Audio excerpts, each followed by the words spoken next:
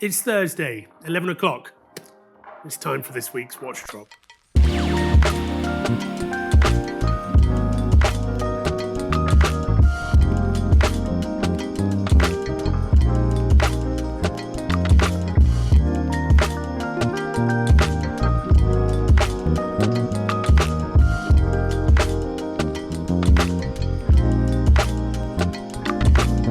This week, it's the week following Watches and Wonders 2025, and I've just come back from Geneva. And interestingly, there are a couple of watches on the table that cross over with a few of the new releases that we saw from particularly Cartier and Patek. So I'm looking forward to diving into these. I'm going to talk about why pre-owned is maybe the right choice to make in these instances. We've also got some watches from the Holy Trinity, one that I'm particularly excited to talk about that I've never seen before. Let's jump into it, and we'll start with Cartier. I think one of the silent winners from Cartier this year was the release of the Santos in a small 27mm size. What's exciting about that is that when the Santos was re-released only a few years back, it was in a medium size and a large size, and neither of those really fit the bill for some people. The medium is actually wears quite large. It's a watch that I own and I do enjoy it, but for some it was just a little bit too big at 35mm. So Cartier decided to address that, and they brought out a 27mm case. Out in Geneva, I tried that watch on. I got to enjoy playing with it in steel, but also in gold, and certainly it's a watch that I really enjoyed, frankly. But I was left thinking that the Galbee that was released in 2000s at 29mm really was the sweet spot for the case size. I think it still works so well. The bracelet is really part of that design. It's not a Santos Dumont. It's not something that is designed to be worn as a dress watch. This is a sports watch, an alternative to the Santos Dumont. I'm really excited that this week, my favorite example of the Santos Galbee is on the table here. Now, it's a subtle twist on the usual white dial with blue hands. And this was a release that came out in 2002. What they've done with this watch is actually quite interesting. Which is my favorite aspect to it, removed the date window. I love that. It's still an automatic caliper, so you don't have the clicking that comes with the quartz variation, but you also have this steel type rhodium finish on the dial itself. So you've got a steel watch and a steel-ish dial. And my favorite part of this is that the indices and the hands have luminescence. I've got to show you this. I've got a little lume torch here.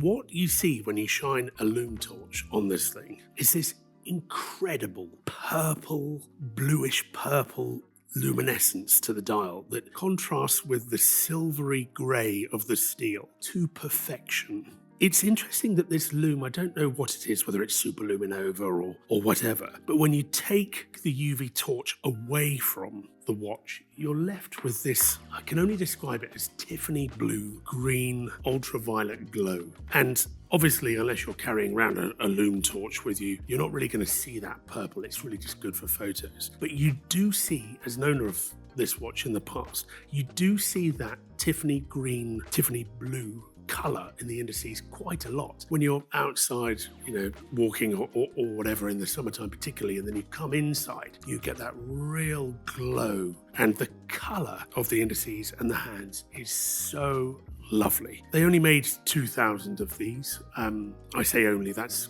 a reasonably large number. And for me, given the new examples that have been brought out at Watches and Wonders, this is still the one for me. It's a really cool watch, and I think it's a brilliantly timed release too.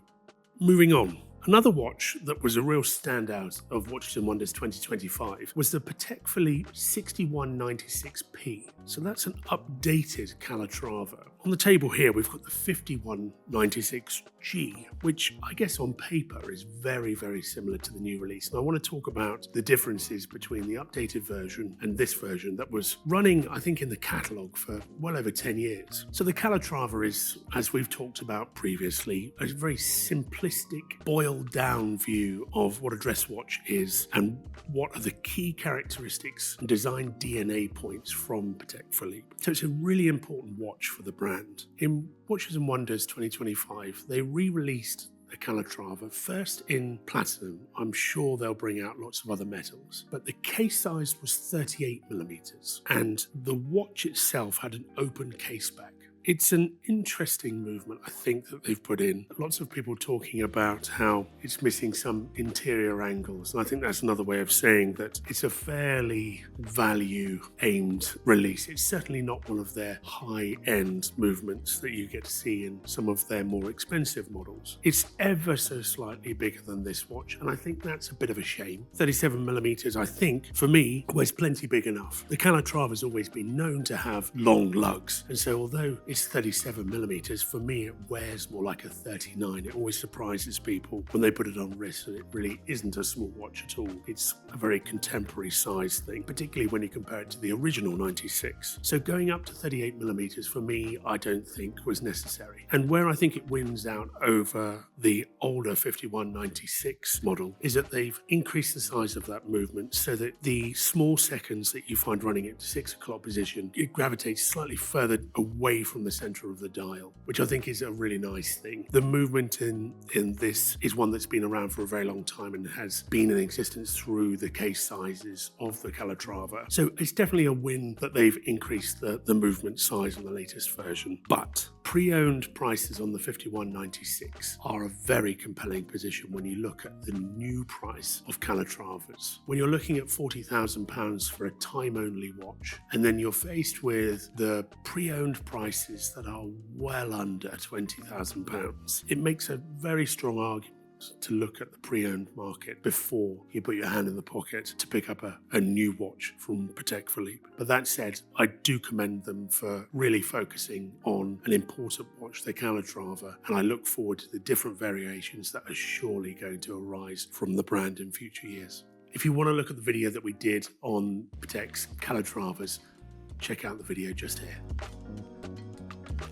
I'm going to move on now to another Patek Philippe, and this is a very special one indeed. When the Nautilus was first introduced almost 50 years ago in 1976, it was the reference 3700 that was the first one that came out from the brand to start this model line. And we've seen a few 3700s over the years. Many of them actually have been in steel, which is the model that you think of when you think about the Nautilus. It's in steel because it was one of the first high-end steel sports watch integrated bracelet sports watches. At the moment, I think two-tone, that is yellow, gold and steel, is having a little bit of a resurgence. And I struggle to put my finger on as to why that's the case. I think there's something of a resurgence of yellow gold just generally speaking. You see Cartier dress watches absolutely booming at the moment. And I think some of that rubs off into sports watches too. Collectors are looking at precious metals in sports watches and gravitating away from that all stainless steel look that was very popular about 3 or 4 years ago. But regardless of trends, if we just look at this watch, there's something about the fume blue dial that contrasts against the yellow gold bezel in a way that just sings. I adore it. I think the 3700 wears slightly larger than modern iterations of the 5711 and the 5811, but when you've got a dial like this, I think it can absolutely be forgiven for that. You want to see more of the dial. You certainly don't want any complications that get in the way of the texture and the colour of this thing. Oh, it's a very special thing. And it's 40mm, which for me is probably the biggest I would go in a sports watch, but man, I really like it. It feels robust still, despite its age, and I think you could really enjoy this. It doesn't have a screw-down crown, which perhaps would limit your ability to enjoy it in the swimming pool or in the sea. But other than that restriction, I really think you could wear this as a daily watch and not feel like it's this jingly watch that you might associate with let's say a day date from the same era. Those things can get a little bit too vintage feeling, and this doesn't feel that. It feels robust, exactly how it was originally intended. It's a great watch, it really is, and one that has historical merit. So yeah, really nice example. I'm really glad to see it. So now we're moving into the Holy Trinity. We started with Patek Philippe, but I'm going to move on to Audemars Piguet. Here we have a Quantième Annuel Royal Oak. Why I want to talk about it? Well, so many people associate the Petit Tapisserie dial, the sort of waffle dial, with the Royal Oak. But on this example, and with some very, very special Royal Oak examples that are limited editions, I'm thinking of a perpetual calendar example that was brought out a few years ago. The dials that have an absence of the Petit Tapisserie, I think, work so well. Now, this is a sector dial. It has waffle in the middle, the tapisserie dial in the middle, but it has no finish at all. Just a sunburst blue, flat blue to the outside of the dial. And it's reflective in a way that other dials from that brand just aren't. It's so alive. I love it. I love the fact that it has this sort of negative real estate. You get to just enjoy the blue, and your eye is drawn away from the center of the dial where it's showing all this information around month and date and all of those things that are sort of, I guess, for me, very secondary. This watch is a piece of art. It's a 36mm case, which I think is the right size. It's sharp, it's defined, it's angular, but you contrast that sort of almost brutalist design architecture with this contemporary sunburst blue of the dial. It's just an amazing thing. It really is. When you're in my position, you see a lot of Royal Oaks, and almost synonymously, you'll see the waffle dial, that Petit Tapisserie, and it's so nice to see an example where they've played with that finish. This watch really stands out amongst the sea of other Royal Oaks that we see, and that if you're a watch collector and you go to watch meets, you'll be very familiar with that watch design. This one stands out as something really quite different and really quite special, and I really like it for that reason. I am disproportionately excited to talk about this next watch from the Holy Trinity. This is a very special Disco Volante from Vacheron Constantin.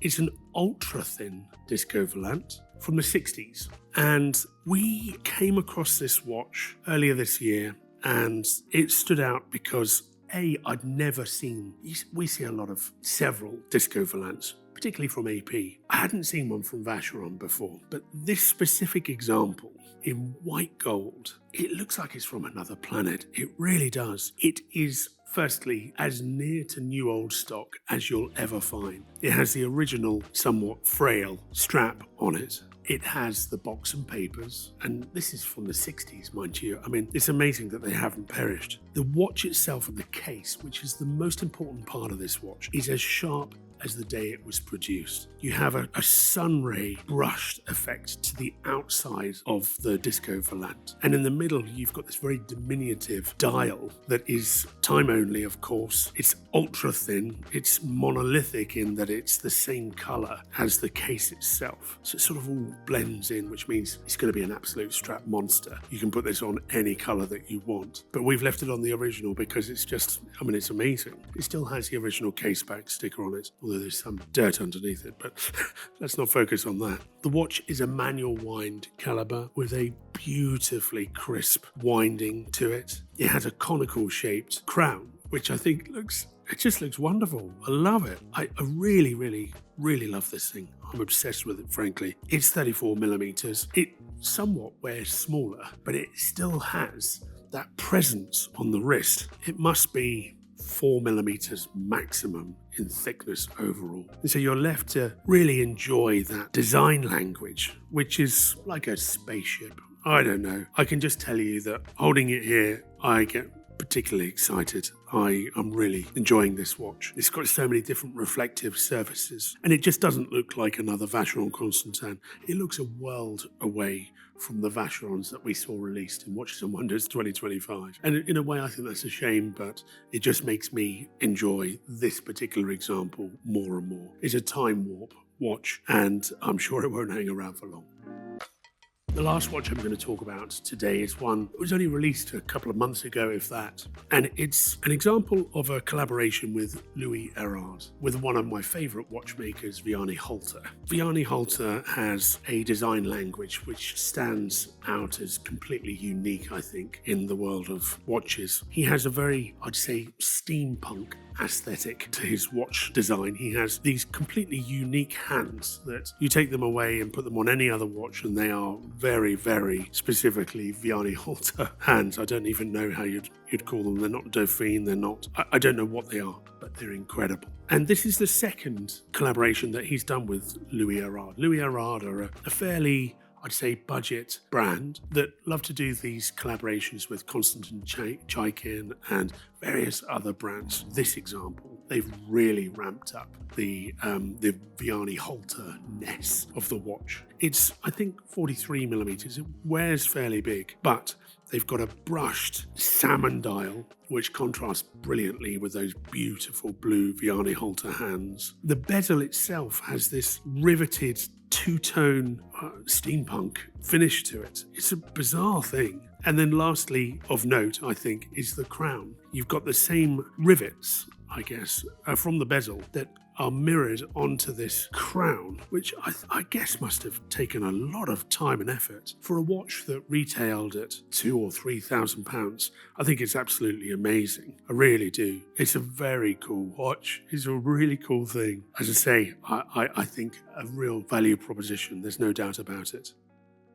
For me, the discoverability of new models in Geneva last week is absolutely something that I love as a watch collector, but I have that feeling of finding new pieces that are just as interesting as I go through this journey with the watch drops at Subdial. There's new things out there that I've never seen before that are 50 years old, 60 years old, and I find that fascinating. I would encourage you to check out the drop this week. It's a real eclectic mix of watches from the last 60, 70 years, and I'm sure there'll be something in there that'll make you as excited as the new drops that came out in Watches and Wonders.